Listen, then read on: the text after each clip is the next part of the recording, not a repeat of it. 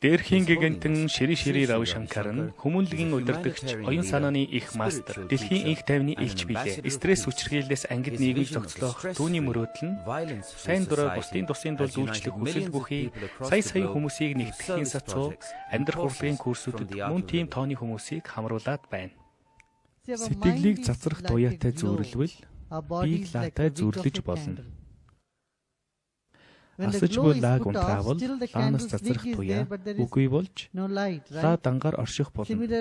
Дүнтэй нэгэн адил таныг мөнх бусыг үзүүлэхэд таны бие хэдийгээр үлдэгч сүнстэй нь буюу таны эдис бүрийг тэтгэж байсан тэр туяа яван оддог.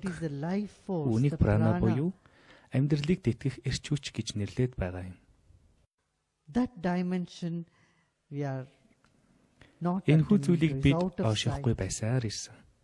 Прана таны биеийн эргэн тойронд гэрлэн бүрхүүл үүсгэнэ. Аливаа асуудал эхлээд гэрлэн бий. Дараа нь физик мах бодит тусгалаа олдгийг аавра харах чадвартай хүмүүс хэлж чадна.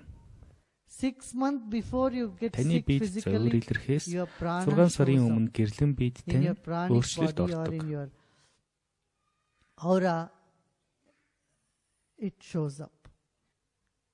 Харин пранаяма нь таны эргэн тойронд орших энерги буюу пранаг цэвэрлэх үүрэг гүйцэтгэж таны сүнсийг тэтгэдэг.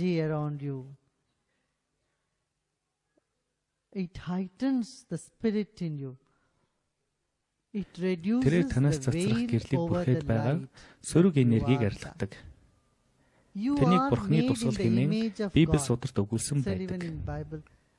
Тэрээр бурхан өөрийн тусгалыг хүнд шингээсэн хэмээн бичсэн байдаг.